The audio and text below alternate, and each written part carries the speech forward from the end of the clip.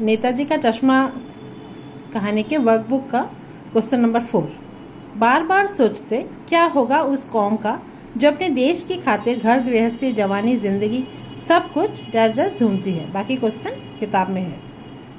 उपयुक्त कथन का आशय प्रकट कीजिए।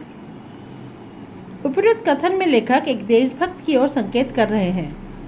लेखक कहते हैं कि इस देश का क्या होगा जिस देश में अपने देश के खातिर कुर्बान कर देने वालों पर भी हंसती है। चश्मे वाला एक सच्चा देशभक्त था, लेकिन फिर भी सब उस पर हंसते थे। हालदार साहब को कैप्टन चश्मे वाला देशभक्त क्यों लगा? स्पष्ट कीजिए। हालदार साहब को कैप्टन चश्मे वाला देशभक्त लगा क्योंकि वह बिना किसी के भी कहने पर भी नेताजी की मूर्ति पर रोज चश्मा लगाया करता था।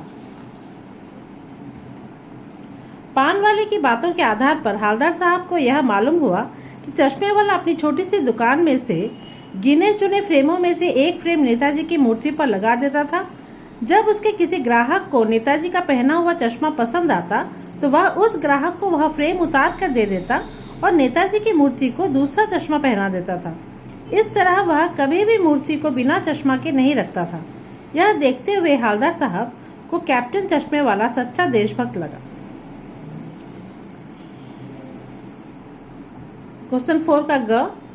15 दिन बाद जब हालदार साहब उस कस्बे से गुजरे तो उनके मन में कौन से विचार आ रहे थे? 15 दिन बाद जब हालदार साहब उस कस्बे से गुजरे तो उनके मन में यह विचार आ रहे थे कि सुभाष चंद्र बोस की प्रतिमा तो उसी स्थान पर होगी, पर उसकी आंखों पर चश्मा नहीं होगा। पर उनकी आंखों यहाँ पे होगा, पर उनकी आंखों पर चश्मा नहीं होगा। वे मूर्ति की तरफ देखेंगे नहीं और सीधे निकल जाएंगे। प्रश्न घ। चौराहे पर रुकते हुए हालदार साहब क्या देखकर भावुक हो गए और क्यों? चौराहे पर रुकते हुए हालदार साहब यह देखकर भावुक हो गए कि मूर्ति पर सरकंडे का चश्मा चढ़ा हुआ था। हालदार साहब को ऐसा लगा था कि कैप्टन की मृत्यु हो जाने के कारण नेताजी की मूर्ति पर चश्मा नहीं होगा।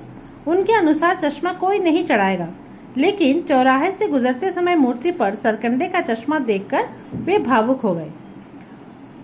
वर्कबुक का क्वेश्चन आंसर यहीं पे कंप्लीट होता है।